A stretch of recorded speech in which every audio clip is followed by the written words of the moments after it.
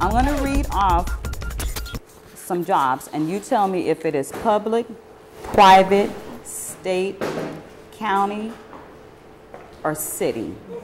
Now, for the state of California, because the federal government really has the legal jurisdiction over all of the parts of the state of California, they're the ones at the top. The way that jobs are broken down is they go from federal to state to county to city, a municipality, which is considered a special district.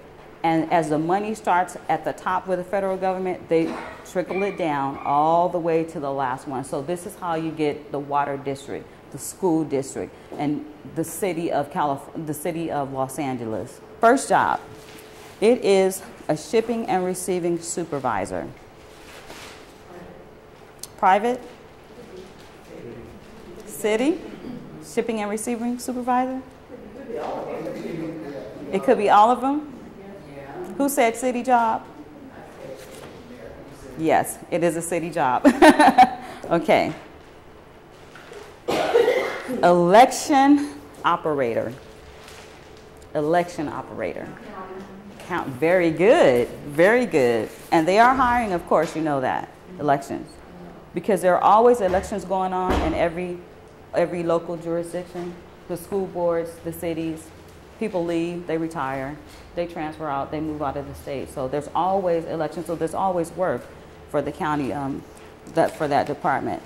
Okay, what about a pastor of student ministries? Who said nonprofit? Okay, very good. Private, because think about a corporation. They're generally private. 99% of them are private. However, there are public corporations that do work on behalf of the community, but they are still private for a specific group of individuals. Okay, administrative assistant for NRDC, which is a Natural Resource Defense Council. Federal? Oh my God, you guys are wonderful. It's federal. That's good. Picker, packer.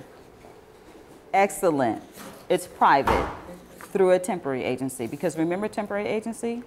Private company. So when you're getting ready to do your job search, what you want to do, of course you've already going to do your skills assessment test, what you want to do should match or should fall along the lines of the company or the agency that you're going to go to work for, right? So that you don't have to go and say, hey, I need a job. Well, what kind of jobs do you have? Any job, because you don't want to appear desperate. Because if we interview you and we put you on the videotape and you just say, oh, I just need any kind of job, the employer is going to see that desperation and say, next. They're going to wait till you walk out, put your information in the round file, and then they won't call you back. Okay, so you don't want that to happen. You want to be a perfect match for the company, right? Okay, on that note, we're going to get started with the slideshow. So the private sector, they're composed of organizations that are not part of the government and are not owned by the government. They're made up of corporations where executives make decisions about the production and distribution of goods and services. Private corporations, they compete in specific markets to maximize profits. They are retail stores, credit unions, local businesses, and financial companies.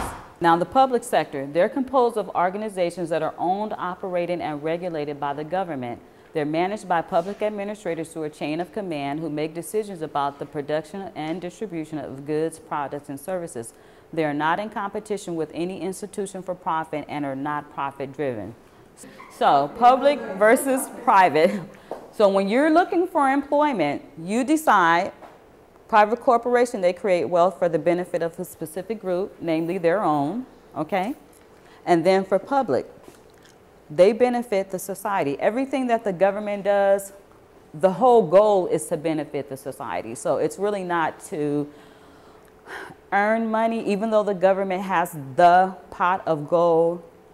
They're not private in the aspect that they want to create a product, put it on the market, and sell it like a venture capitalist. They're not anything like that, except they want the benefit to the public to benefit from the social health programs, the welfare programs, Social Security Administration. For instance, if you've worked for all your life and then you retire, You got to have something to fall back on. So, I mean, even if you don't get unemployment benefits, there's something that the state has to create for its citizens.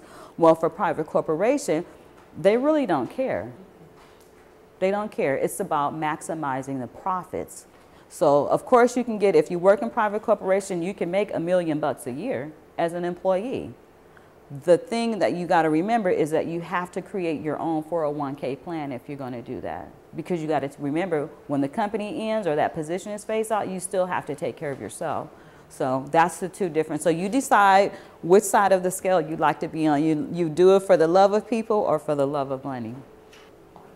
So federal jobs, the Office of Personnel Management maintains the largest government jobs online database. The site provides links to OPM and over 140 other employment websites. Now, the thing about federal, city, state, civil service positions is that the process is very lengthy. And remember, going back to the first slide, because there's a set command. You can't just go in there, put in an application, and say, here, I want a job. Those days are gone, I mean, many, many, many years ago.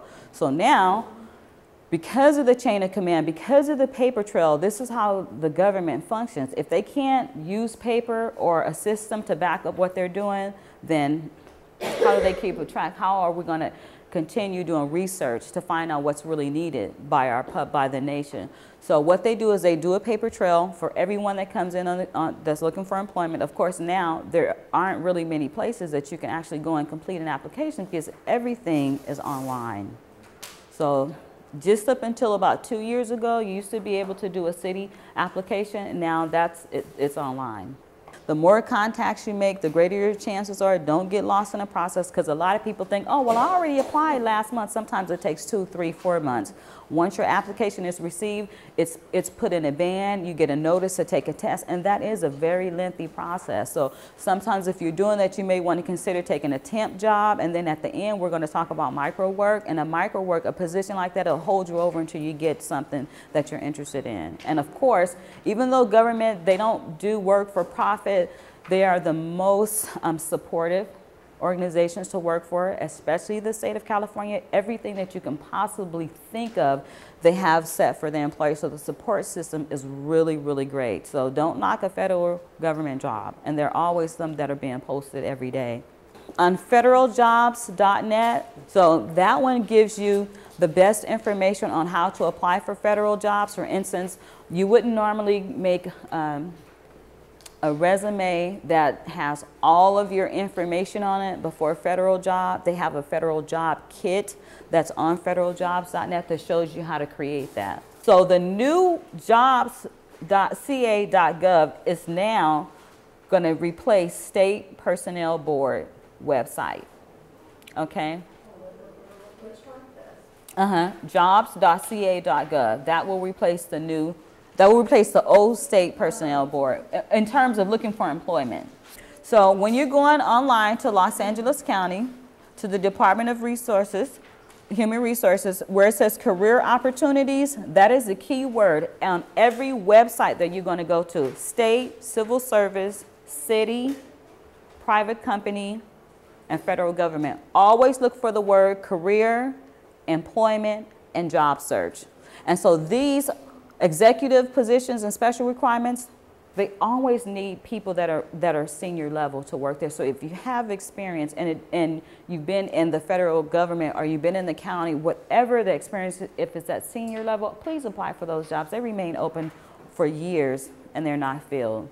Teaching jobs, nursing jobs, and you know what? It doesn't matter if you go back to school when you get 50 to become an RN. Those jobs remain open constantly because they don't have people to fill them. They want qualified individuals that, of course, have the minimum education requirement. And a lot of times you can get a 21-year-old that can go to school, but they don't understand people and they don't have the passion nor the care for people to provide that service. So remember that.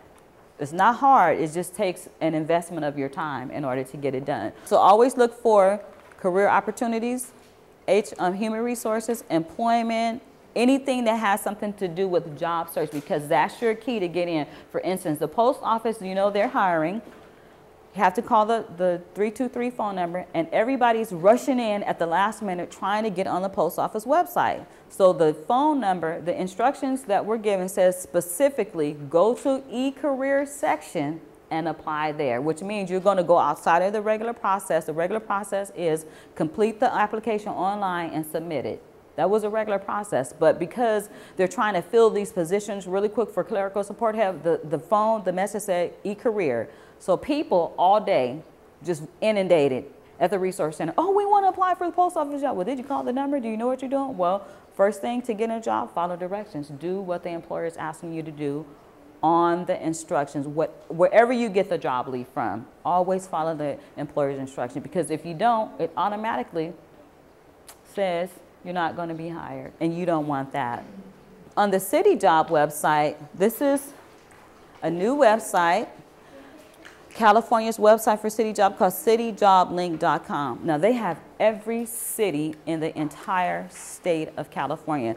This is such an excellent website. So cityjoblink.com, Long Beach, LA, Riverside. The other thing is, when you are applying for a position, always look on the federal job website. You want to know what the state is paying for a particular position, what the city pays, because you want to compare salaries. You don't want to shortcut yourself, especially when it comes to money, because you already know what your budget is. You know how much money you want to take, so don't ever settle for a job that is less than what you want to make, unless you're going to use your job to go back to school.